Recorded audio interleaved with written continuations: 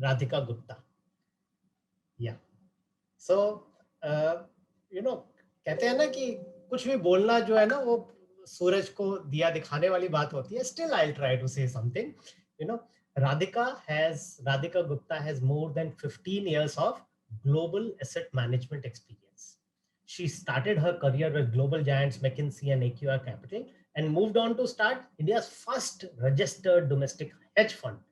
Most of you may not know there are hedge funds in India.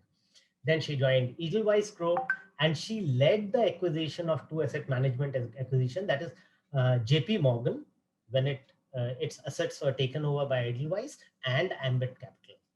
And she became the CEO of the mutual fund business of this giant Edelweiss in 2017 and is now building Edelweiss into a bold, solution oriented, and customer obsessed asset manager. And lots of things that Edelweiss doing under her leadership are disrupting the mutual fund industry. She may not realize it. I realize it managing the assets here of the investors.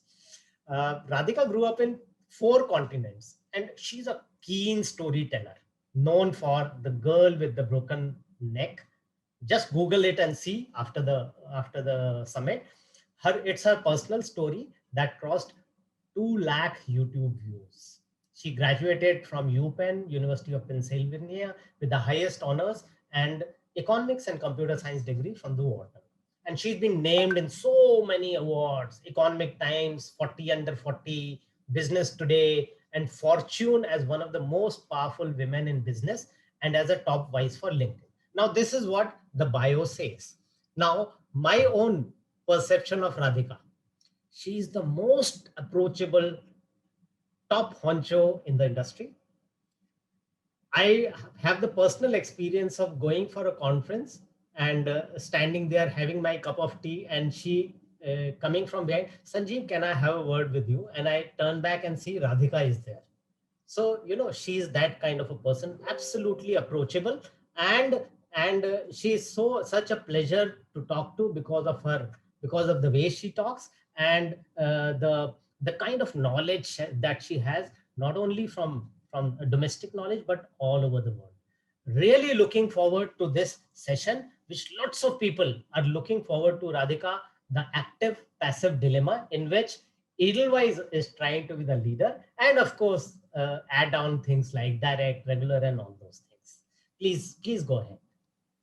Hi, Sanjeev. Good afternoon to everyone. And I had the privilege of being at this session and speaking to this audience last year. It was something very, very memorable, different topic. So I'm happy to be back. I assume I have about 25 minutes. And since the session is on active and passive investing, and I'll come to that later, and one frequently talks about, whether active managers can generate alpha.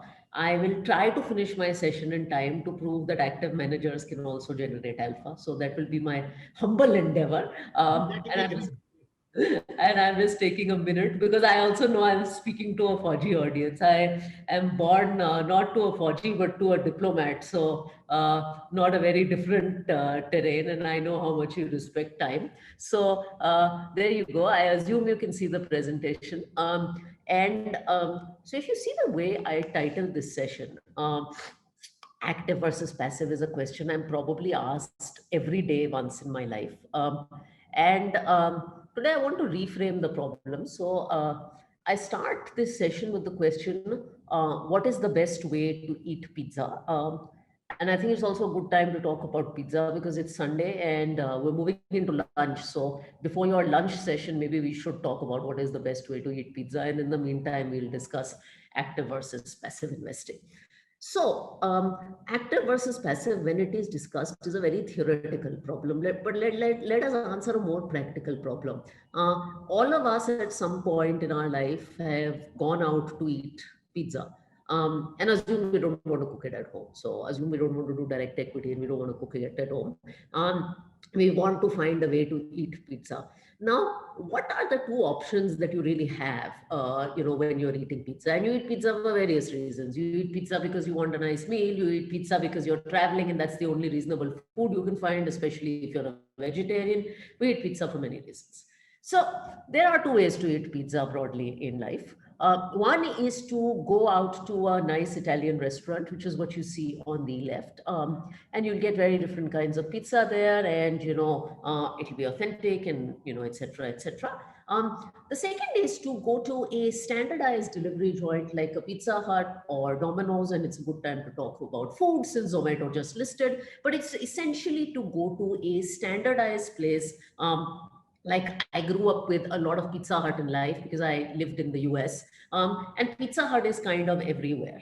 And these are two choices, and there's actually no right answer between both of these choices, right? Both are legitimate ways to eat pizza, and I think that is the crux of the decision today. And I would compare your active versus passive funds in most simple language to your Pizza Hut versus Italian restaurant. Your Pizza Hut provides a standardized solution, simple, standardized. It's the same across all the countries of the world you travel to. There's a pan pizza, there's a thin crust. I mean, if you go to enough of these, you can almost recite the menu by heart. There's a standard set of sizes, etc., etc. Usually it's fairly cost efficient, right? The plates look the same, the experience is the same. It's quite simple. I mean, you know what you're going to get. Your fine dining, your random Italian restaurant provides a different kind of experience. You could get nice pizza, you could get customized pizza, you could get pizza with pesto, you could get pizza with chicken. The ambience could be different. Every restaurant in every part of the world is different. And you know what? You might get better pizza than Pizza Hut. Hopefully you will. Or you might get worse pizza. I mean, you go to some really bad pizzerias where you're like, yaar, Pizza Hut hi chale jate aur bahut acha tha. That is an active fund for you. So a passive fund, I think, is a standardized solution to a problem. An active fund is a more customized and managed solution to the same problem. Now, let us start with what the basics of a passive fund are. A passive fund's job is to provide you, and some of this is going to sound very basic, but I think it's always good to go through some of the very basics. A passive fund, basically, its job is to track the performance of a standardized index. Just like if you buy pizza at Pizza Hut or most of these fast food chains, like a friend is the owner of McDonald's in India, there's a standardized set of instructions on how to manufacture pizza. The same sauce is used, the same cheese is used, and it's used all over the world. It's very, very standard, and they don't aim to deviate from that standard. So if you're investing in a Nifty 50 fund, you are going to get the performance of the Nifty. Now, whatever is in the Nifty, you're going to get that. If you're investing in a small cap index fund for whatever reason, you are going to get the performance of whatever the underlying index is. And you're going to get the same stocks in the same weightage.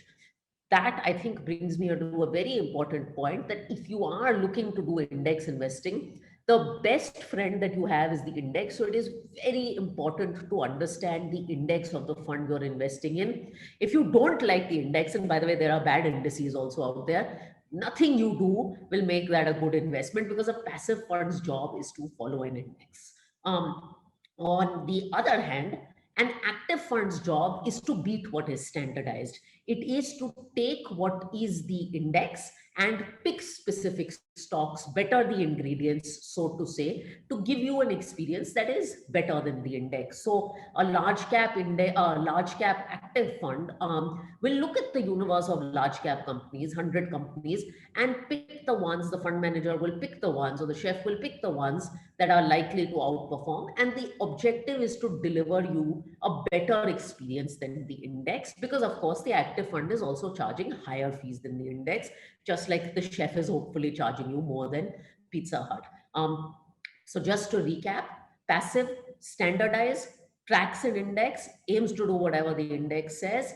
Active, picks stocks that are likely to do better, aims to do better than the index, and aims for the fund manager to apply judgment, and aims to do better than the index to justify the fees that they charge, which are higher than a passive fund.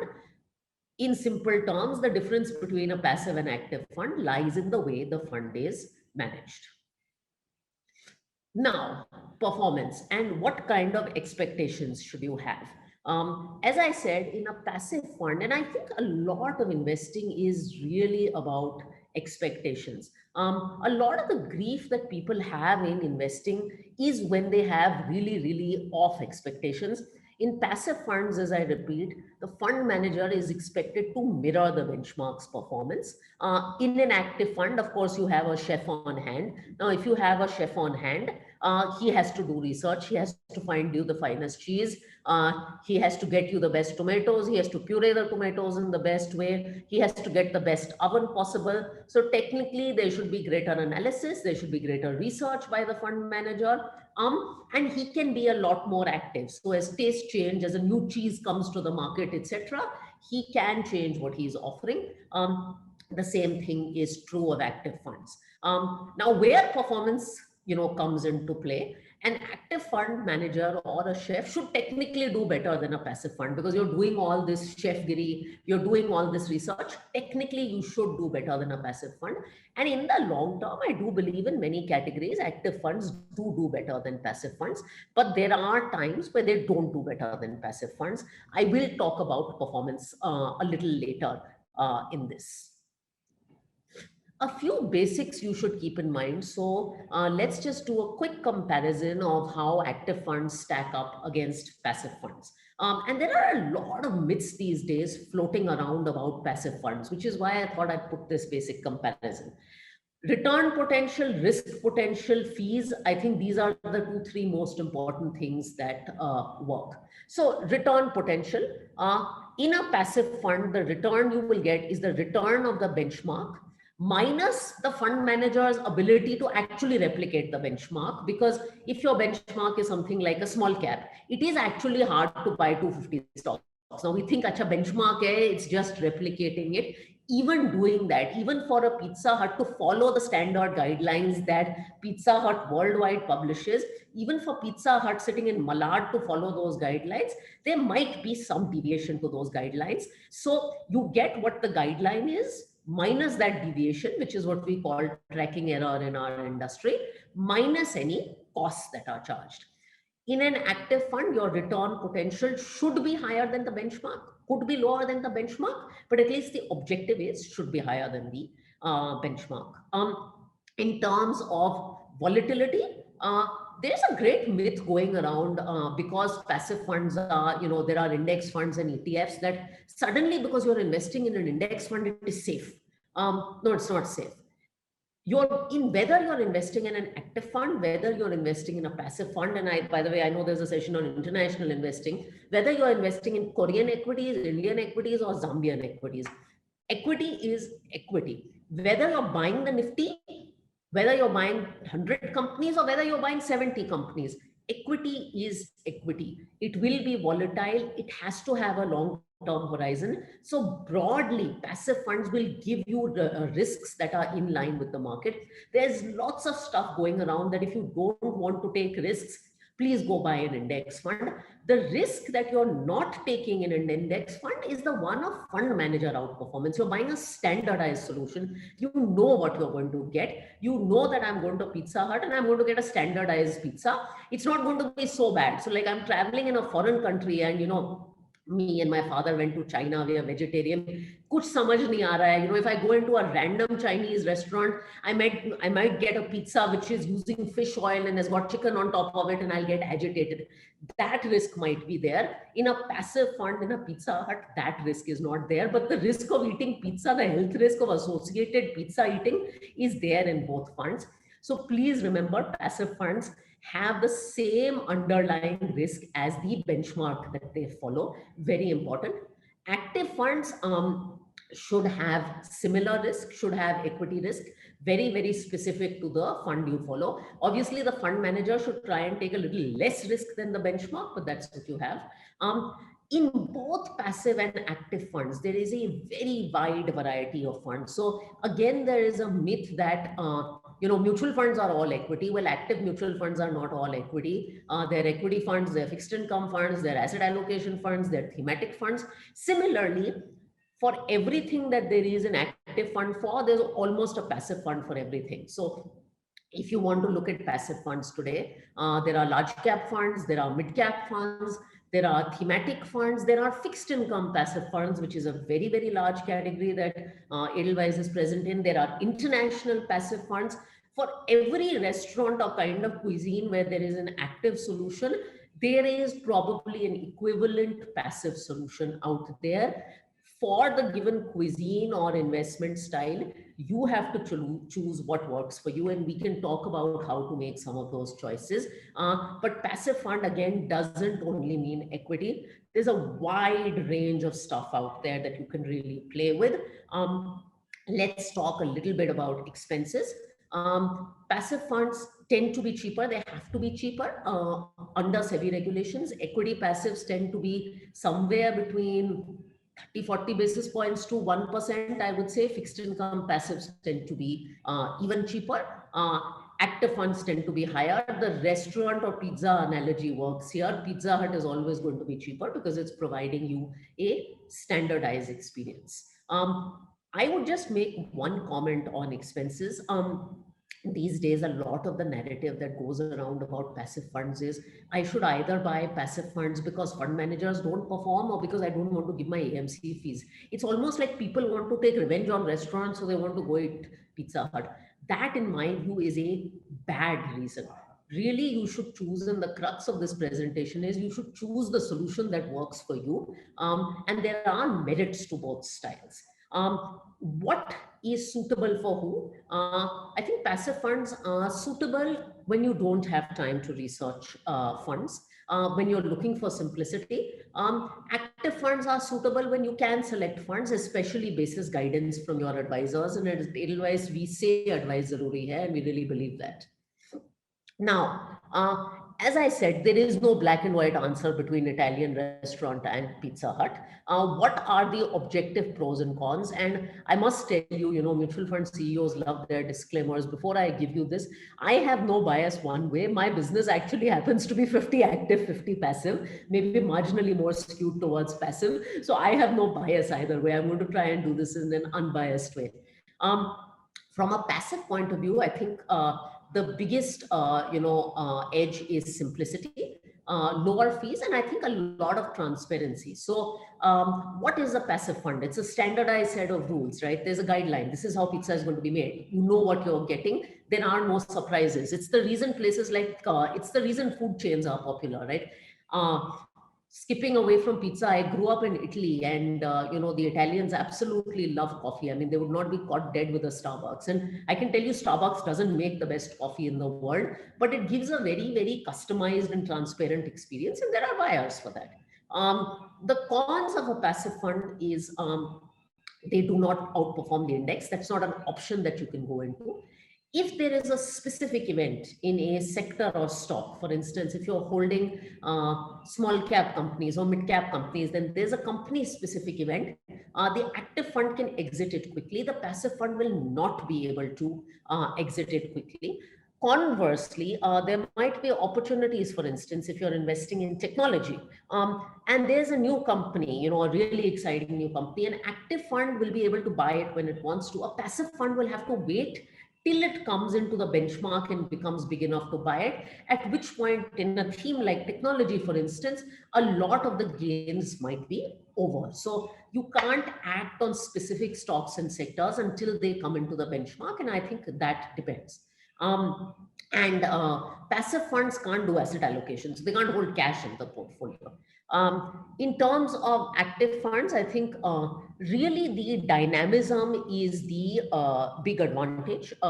The potential to beat the index, the potential to be very customized in the strategy. For instance, in a case or a strategy like IPO investing, you don't want to just buy every IPO that is out there. There are good IPOs, there are bad IPOs. That ability to do selection would be very, very valuable in an active fund. Active funds also carry a lot more flexibility. So even in a fixed income active fund, if you can't find something to do or you don't think market conditions are right, you can move to cash. In an equity one, you can do that. So there's a lot more flexibility that you have in terms of what you want to do.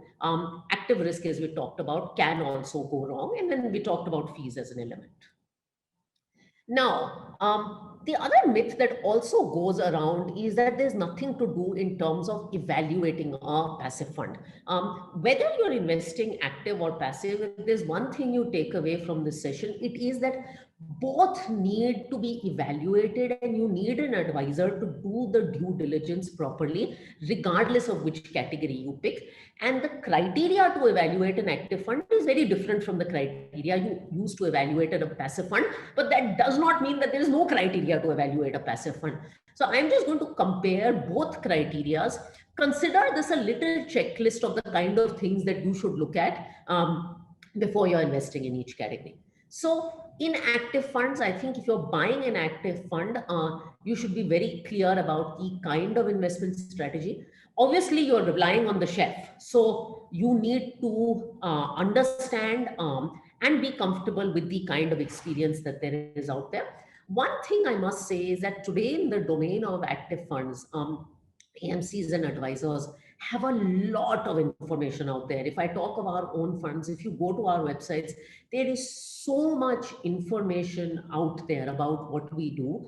Regardless of how you're buying, I would encourage you as an investor to look at that information to at least understand what we do. I would encourage you to look at our track record, but track record is not 1 year returns, which is often what it is made out to be. There's a lot of data. For instance, there's a metric called rolling returns that tells you what the average kind of experience in the fund is, how it's done over 1 year, how it's done over 3 years, what's the minimum return it's given, what's the maximum return it's given.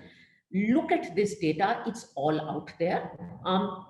If you're buying an active fund, it also must be genuinely active. There's no reason to go to a restaurant that just copies Pizza Hut by doing everything that Pizza Hut does. Then why are you paying the fees of a restaurant?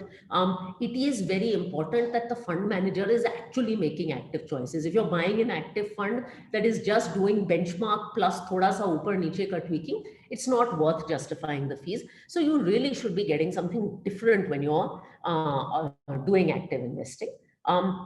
Of course, it's extremely important to look at fairness of fees and charges, not fees and charges in itself. And I really believe that the mutual fund industry is so highly regulated on the passive and active side that too much is made about fees and charges, but I will sort of come to this point later on. In a passive fund, what are the kind of things you evaluate? I think there are 3 things that you need to keep in mind. One, what is the benchmark? So if you're investing in a tech fund, that is a passive tech fund, you need to see what it's benchmarked to. And I can tell you, having seen hundreds of passive funds, there are good benchmarks and there are bad benchmarks. If you're buying a 5-stock benchmark, chances are that's probably a pretty bad benchmark. It's an extremely concentrated or extremely risky benchmark. Please check the benchmark of what you're buying. There's a lot of detail about that. I've repeated that again and again.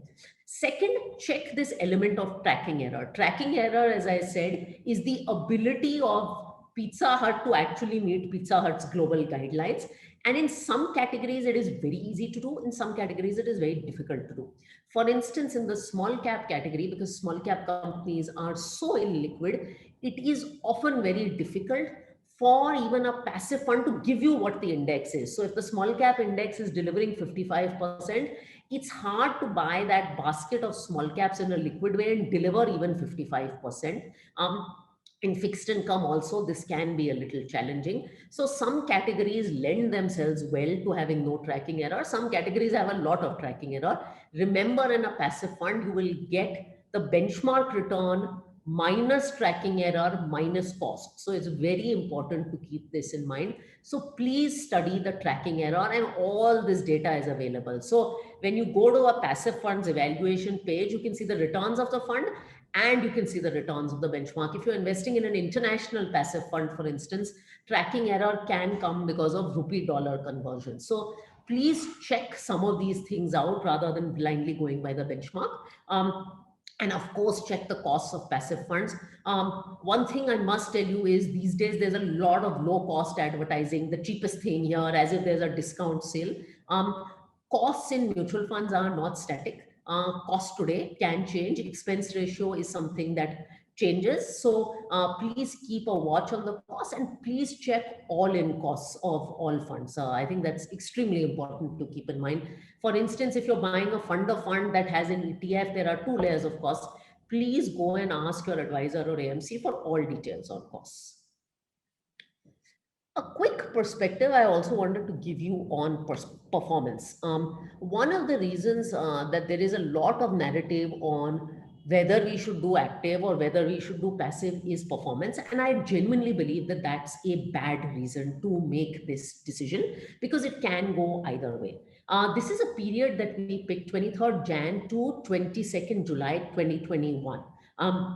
If I looked at this page, and I looked at the large cap category, the flexi cap category, the mid cap category, the small cap category, I've got the returns of the fund in the category, and I've got the returns of the benchmark. I would look at this page and the media would write articles, active fund managers can never perform, go passive, because everything is underperformed. It was a market rally period, and a bunch of active funds underperformed. I've suddenly switched the period. I've switched the period from 14th Jan 2020 to March 2020, which was the period when the whole sort of COVID meltdown happened.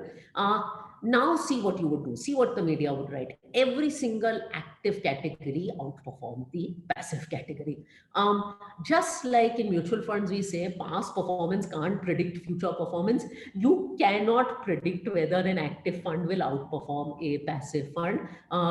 Just as you can't predict when you go into a restaurant, will you get better or worse than Pizza Hut? That's a bad reason to make that decision, because it is extremely unpredictable.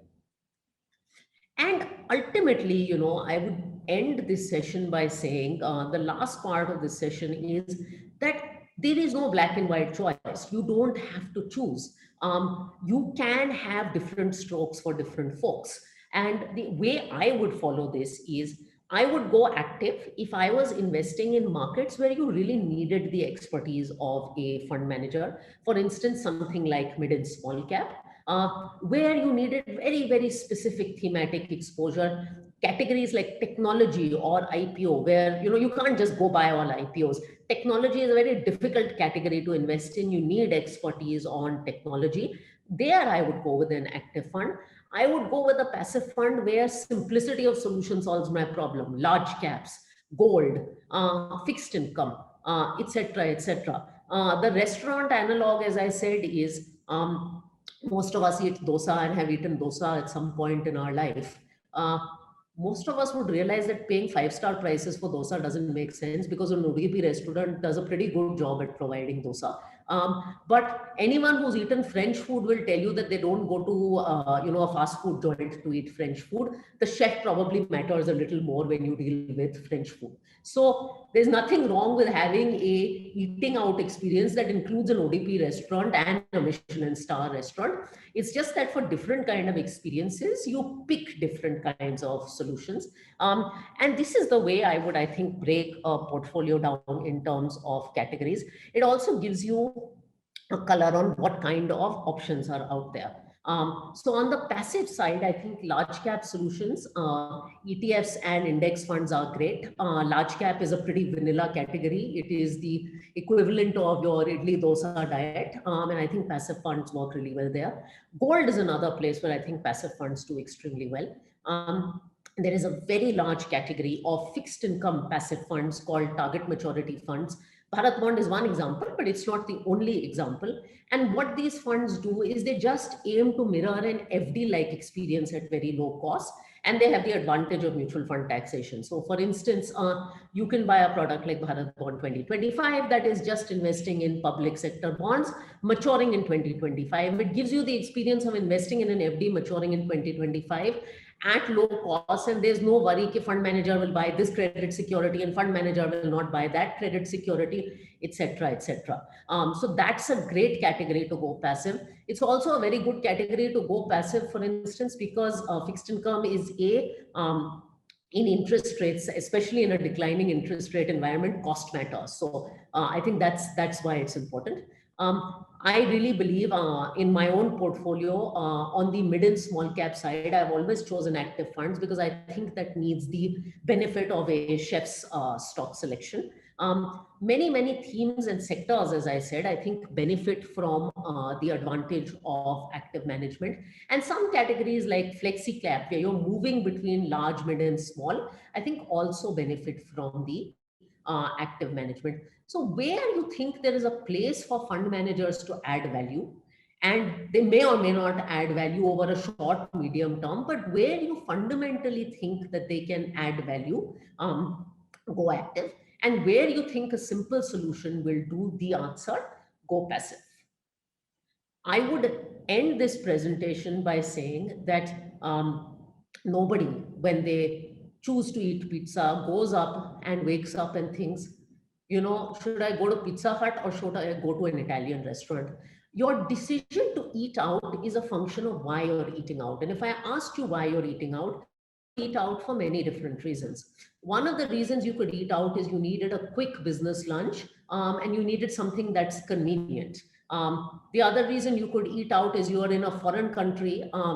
As I said, when I was in China, and you just need a vegetarian place where you understand the menu and you can eat so that you can move on to your next piece of tourism. And passive funds do a particularly good job at doing that. I think Pizza Hut type solutions do a very good job. But there are some times when you eat out because you have to have an anniversary dinner with your wife or husband.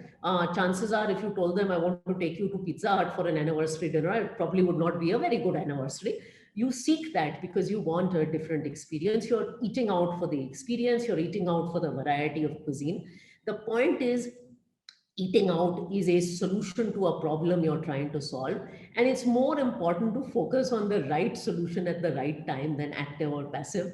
And every portfolio can have a mix of two. So when you're investing, don't think of, am I waking up to invest in an active solution or passive solution? Think about the financial problem you're looking to solve. Am I looking to get simple exposure to gold? Or do I really want a fund that will help me pick the best IPOs in the market? And I think the answer will be in front of you. You don't need to fall into a debate. You just need to ask yourself, what problem am I solving? And you'll find the best solution. I think with that, I'm also out of time. Sanjeev, over to you. Great one, Radhika, as always. And, you know, the beauty is that the examples that you take to drive home the point, I won't say that because lunch is around, but, people understand it much better. So definitely the fine dining and Pizza Express and Pizza Hut examples are very clear now. Now, questions that have come. Okay. One question which has come, and I'm very sure lots of people are asking this question is, when we look at large caps, on an average, we find that they are not beating, let's say, Nifty 50, Nifty 50, Sensex, whatever. So people want to know what is the actual reason for the same in the past couple of years. Before that, nobody talked about it, but suddenly everybody's saying, oh, why large cap? Even you said large cap. Why don't you go in for index kind of? Okay, so I said this when I joined the industry in 2017, and Mint got very upset at me. They said, we can't write a contentious paper on why large caps are not going to beat the benchmark. I think there are a few reasons. One is large cap funds have gotten extremely large, 30, 40,000 crores, and it is harder to beat the benchmark. Secondly, if you look at large cap companies, would you know that HDFC Bank today is covered by more analysts than JP Morgan is in the US? That is the extent of coverage that there is in large caps. And if you go to mid and small cap companies, by the way, it's absurdly different. There is no coverage on many of these companies. So these companies are becoming increasingly well covered. What has also happened in the last 3-4 years, which is why this narrative has come up, is that the rally in the indices has been very concentrated. So a company like Reliance Industries has driven a significant part of the rally. It's become very concentrated. There was a period where, Reliance was sort of the big stock driving the index. It was 15% of the benchmark. Active funds can't hold more than 10% Reliance. This is a slightly technical answer. But that was a situation where this happened. You generally see, at least what I've observed on the large cap side, is that at least in extreme market rallies, active funds tend to struggle a little bit. In market falls, because active funds can focus on quality, they tend to do a little better. And I think even in my presentation, as I said, I concluded large cap is your docilely category. It is probably well served by passive. And I'm saying this running both a passive and active large cap fund. Okay. Now, slightly changing tack a bit, we come on to another thing which is agitating the minds of the actual investors, and that is the regular and direct debate, right? So, active, passive, regular, direct, somewhere they go hand in hand, though they are, chalk and cheese. So, the question being asked is, which one should investors go for according to you, regular or direct? And will it affect the returns in long run, or both are the same? Okay, so if you want a technical answer, I'll give you a technical answer, and I'll give you a more meaningful answer. One is, I genuinely think, and call me biased because I come from the asset management industry, that too much hoopla is made about fees. In fact, the biggest fee that you pay in investing is something called taxation. In equity, if you earn 12% returns a year and you keep churning your portfolio, that's 1.2% in taxation. That's much more than the difference between regular and direct, by the way. So I think we overdo this a little. I think your decision to do regular and direct is a function of whether you genuinely need help. Even in building a portfolio of passive funds, you could need help. It's a myth. When you buy mutual funds, it's not like buying a phone, right? You're not just buying it as a one-time experience. Mutual funds are a part of financial planning that is highly customized. If you feel that you need that customized advice, if you don't have the time to figure out, even if you wanted to build a portfolio of passive funds, Sanjeev, you might need to know how much to do in equity, how much to do in fixed income, how much to do in gold. Who is going to help you with that advice? If you feel you can answer that question on your own, then please answer it on your own and go direct. But if you feel you need help with that asset allocation and 10 other things and tax planning, then please go regular. I would just tell you that as a professional, don't confuse passive and active with regular and direct. Regular and direct is about the need for advice and help. And you can need advice whether you're investing in passive or whether you're investing in active. Passive and active is the way to solve a problem. So that is just one thing I would tell you. Yes, very well brought out, Radhika. I think lots of people would have understood the difference. And once again, thank you very much for the pizza analogy to drive home the points, and they're very well understood. So in your characteristic style, we are very grateful that you took out time to come and educate us. Really grateful. Thank you very much, Radhika. Thank you so much, Jay. Jai.